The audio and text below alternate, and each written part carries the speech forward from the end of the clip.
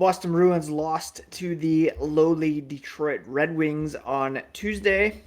Hampus Lindholm left the game, did not return. There's some concern about his status for Friday's game against Tampa. And it's time to start talking about the goaltending as we approach the playoffs. All that and more on today's episode of Locked On Boston Bruins. You're Locked On Bruins, your daily podcast on the Boston Bruins. Part of the Locked On Podcast Network, your team every day.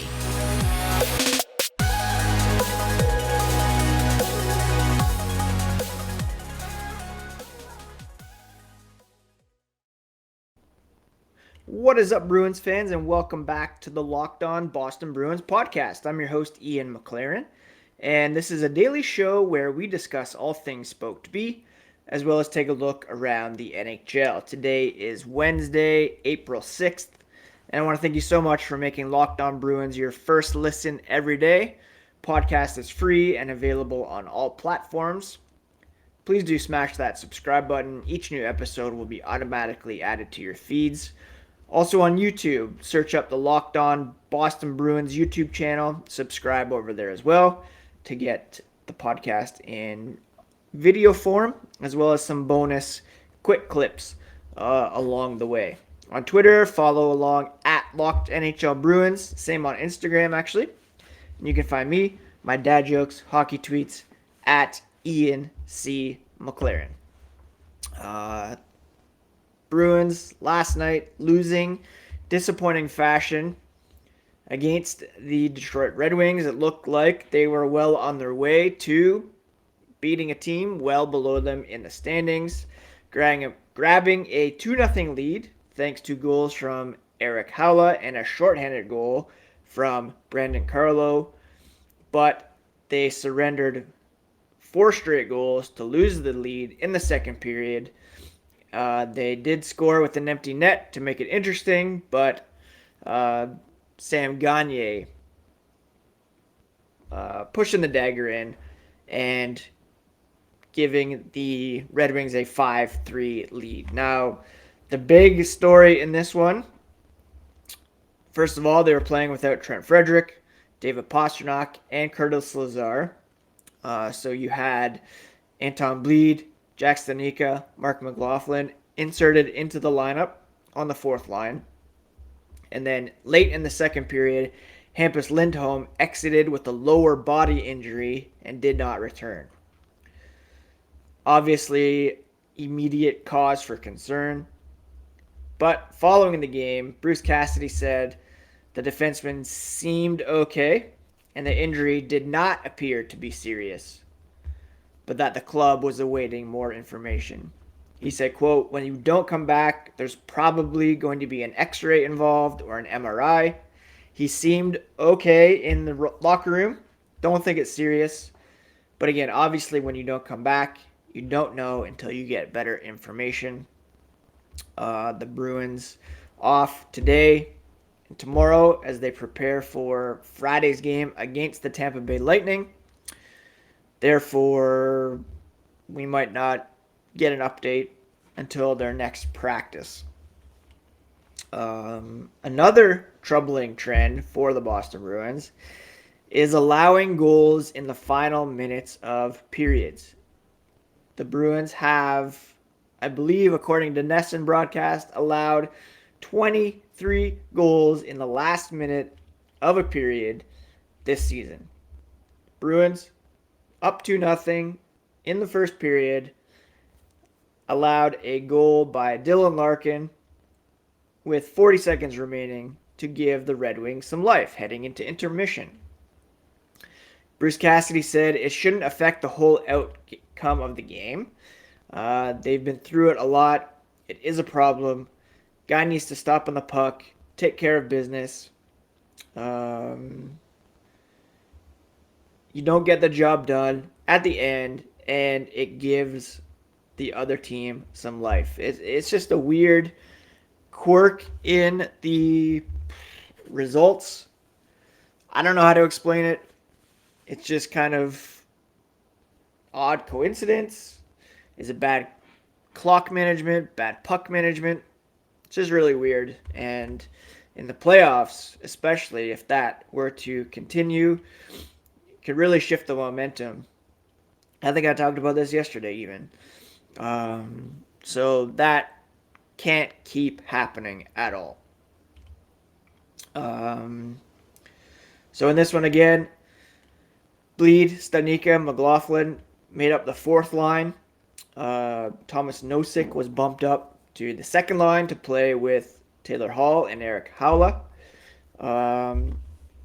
Mike Riley and Derek Forbort, again, trying to become a thing on the third pair. Injuries or not, we're going to see a lot of movement in and out of the lineup, I think, heading into the playoffs, just to keep guys fresh, to keep guys healthy. Right now, that's a big concern for the Bruins, is health. Trent Frederic is one thing. You don't want to be playing any meaningful games without David Pastrnak or Hampus Lindholm, for that matter. And hopefully the Bruins can get through these next several games without significant injuries on the blue line. The power play is also struggling for some reason. They went 0 for 4 one night after going 0 for 5 in the win over the Blue Jackets.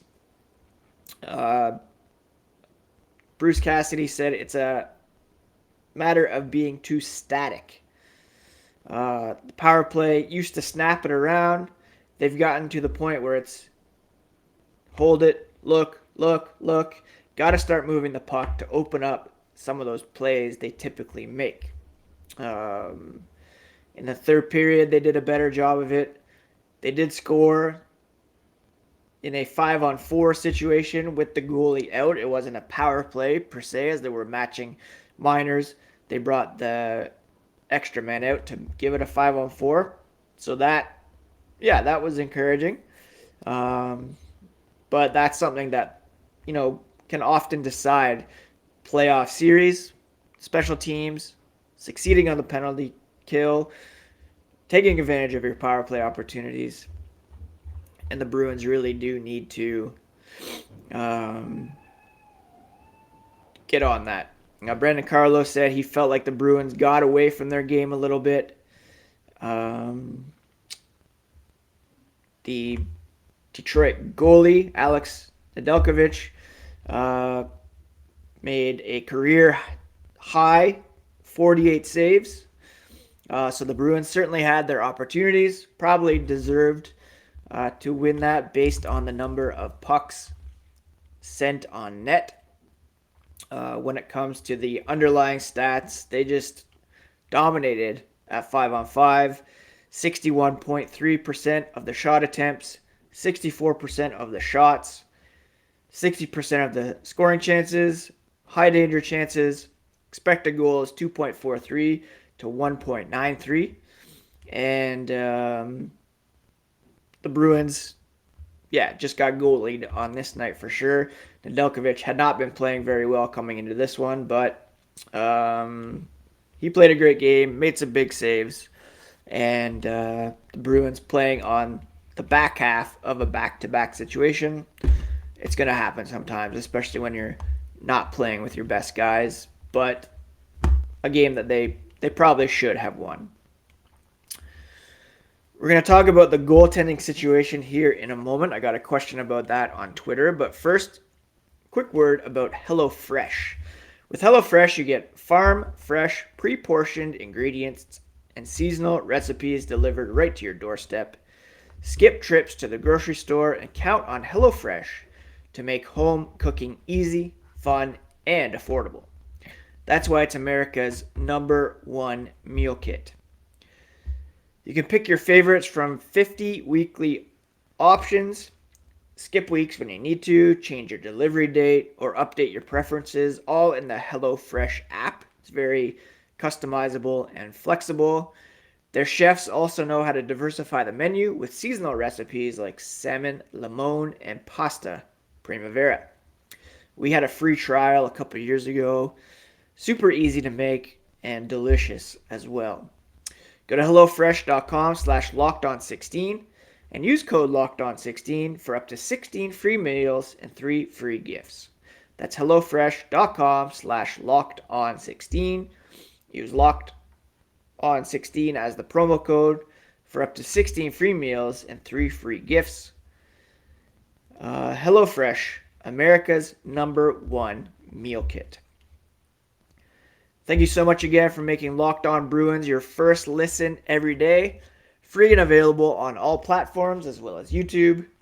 Check out the Locked On Now podcast. It's a daily recap of the previous night's action from all our local experts. Now, I got a comment this morning on Twitter saying goaltending is our Achilles heel right now. And it's kind of hard to argue that at the moment. Overall, Jeremy Swayman has played exceptionally well this season. 34 games, a record of 20, 10, and 3 with a .918 save percentage. For his part, Linus Ullmark, his first season with the Boston Bruins, also been decent. 35 games played, 22, 9, and 2 with a .910 save percentage. Over the last month or so, however, it has been Ullmark who's been outplaying Swayman in net. I have Swayman in one of my keeper fantasy leagues, had been really banking on him to have some strong games down the stretch. But since March 1st, Jeremy Swayman, he does have a record of 7-3, but his save percentage is .891 in those 10 games, with a .310 goals against average.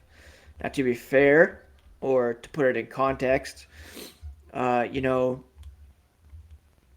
one of those games was a very large rotten egg.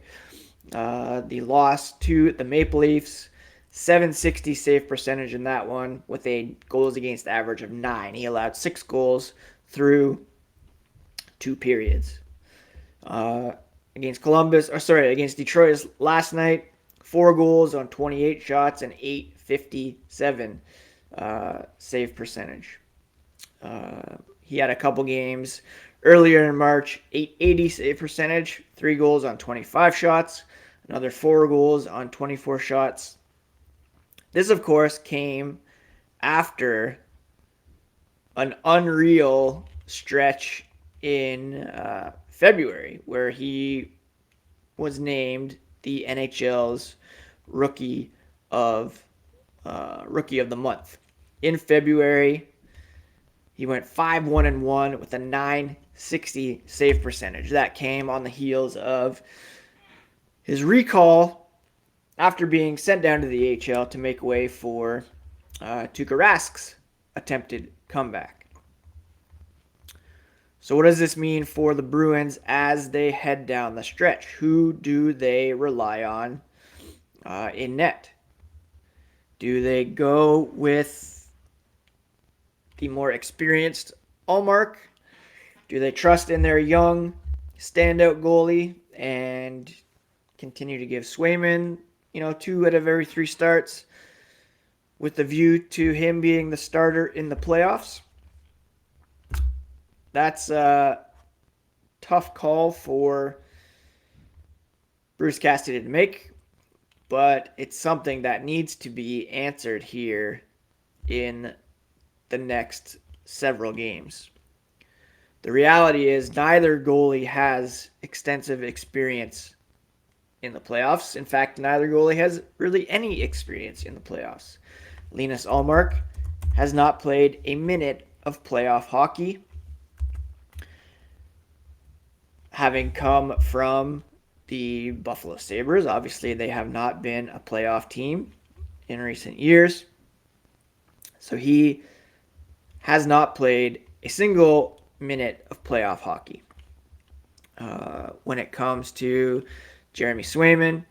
He appeared in one game last season in the postseason, coming in relief of Tuukka Rask. He only faced 3 shots, allowed 1 goal in a game against the Islanders. So that's 3 total shots faced in the playoffs between Swayman and Ullmark. I really believe that it's still Swayman's job to lose, but you did sign Ullmark for 4 years, $5 million, because he does have more experience. He played well for the Sabres, despite them being bad. And perhaps you want to lean more on the guy who's seen more action. But that's really, becoming, I don't say it's a question mark for the Bruins, but it's not perhaps as set in stone as maybe we thought it was a month ago, that Swayman would be the number 1 guy heading into the playoffs. He really needs to put in some pretty strong performances here over the next 12 games remaining on the schedule in order to cement himself as the number 1 guy. It'll be interesting to see who they go to. 3 big games coming up on the schedule. They play Tampa Bay on Friday, Washington on Sunday, and then St. Louis on Tuesday. In fact, they have a pretty tough schedule down the stretch. After those 3 games, they play Ottawa. Should be a win, but they've been playing decent lately. They play Pittsburgh twice. They play St. Louis again. The Rangers, Canadians, Panthers, Sabres, and then they finish off with the game against the Toronto Maple Leafs. So it's not an easy schedule to finish down the stretch, and they should be good games for the Bruins to see who's able to step up in net and make the most of these opportunities to start in the playoffs. It'll be a bit tough as there's guys in and out of the lineup. There's guys, they're experimenting with the defensive pairs, but that happens in the playoffs as well. You have to make adjustments and see what you can do to get the best possible lineup and results when the games matter most. Before we get to where the Bruins stand right now and kind of what happened around the NHL last night, quick word about Shady Rays. They're an independent sunglasses company that gives you the features of $200 sunglasses for a fraction of the price. That means polarized lenses, well-constructed durable frames, premium high-end finishes. Also, something you won't find anywhere else is Shady Rays' insane protection program. It includes lost and broken protection on every pair. They'll send you a brand new pair if you lose them, no matter what happened. Give them a try. If you don't love them, you'll pay nothing. It's as simple as that. Plus, 10 meals are donated to fight hunger in America when you shop with Shady Rays. Exclusively for our listeners, head to shadyrays.com and use Locked On to get 50% off 2 or more pairs of polarized sunglasses. That's code Locked On for their best deal of the season. 50% off 2 or more pairs of Shady Rays sunglasses, backed by over 150,000 verified 5-star reviews. Built Bar is the perfect protein bar for the spring season. More people are getting out there, walking, running, exercising, enjoying the sunshine, and Built Bars are a perfect snack to bring along with you for an energy boost and just as a treat, to be honest. All Built Bars are covered in 100% real chocolate. They're low calorie, high protein, and better for you than candy bars, but with the same taste. About 130 calories, 4 grams of sugar, 4 net carbs, 17 grams of protein. Compare that to a candy bar, which usually has around 240 calories, 30 grams of sugar, dozens of net carbs. At Built Bar, they're all about the taste. They make it delicious first, then figure out how to make it healthy. I don't know how they do it, but they pull it off every time. Go to Built.com, use promo code LOCKED15 to get 15% off your order. That's promo code LOCKED15 for 15% off at Built.com. Need a sip of coffee there to keep going. Which reminds me to thank you for making Locked On Bruins your first listen every day over your morning coffee. Check out the Fantasy Hockey podcast now. Locked On Fantasy Hockey. Hosts Steele Roden and Flip Livingstone will help you win your respective leagues, free and available wherever you get podcasts. Quick standings check to end here. The Bruins, with the loss last night, dropped down to the first wildcard spot. They are now behind the Lightning in point percentage, despite same amount of points, 93 each. The Lightning have a game in hand on our Bruins, and they will be in action tonight against the Washington Capitals. Looking back, the Bruins have a 9-point lead on the Capitals for the first wildcard spot. So they will play, if they stay there, the lesser of Florida and Carolina. Right now, that would be the Carolina Hurricanes, who are 45, 17, and 8 for 98 points. The Bruins only 5 points back of the Hurricanes at this point. The Maple Leafs they picked up a point last night, despite blowing a 5-1 lead to the Florida Panthers. They lost 7-6 in overtime. They're 3 points ahead of the Lightning and the Bruins at this point. So the question is it better to stay in the wild card spot, face the Hurricanes? Do you want to move up into the third in the Atlantic, face the Maple Leafs? I'm not sure. It's a bit of a pick your poison there.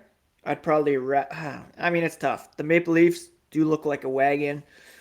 They've improved defensively. Questionable goaltending. The Hurricanes, young, deep. We know their goaltending can be beat in the playoffs. Frederik Andersen.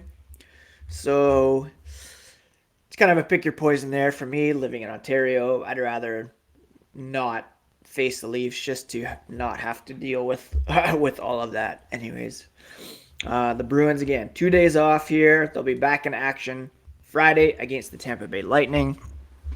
So tonight, what am I going to do? Well, my wife is going out for dinner with her best friend, so I'm going to check out the new episode of Moon Knight. Going to watch an episode or two of Season 5 of Better Call Saul as I continue my rewatch in advance of the final season.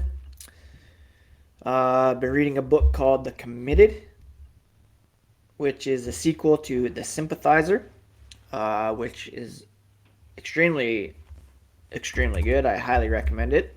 The first one won the Pulitzer Prize. It's by Viet Thanh Nguyen, and really, really enjoyable. So that's probably what I'll be doing, apart from putting the boys to bed and chasing boys home from the park if it's not raining. I hope you're all doing well. I hope you're all having a fantastic week. And thank you so much again for checking out the podcast. I really appreciate the support. And I'll be back tomorrow with all the latest on the black and gold. Perhaps a guest as well. I've been trying to get people on here. A lot of people are busy right now. So I'll do my best for that. But if not, we'll keep the conversation going here on the Boston Bruins, on the Locked On Podcast Network. Your team every single day. Take care, friends.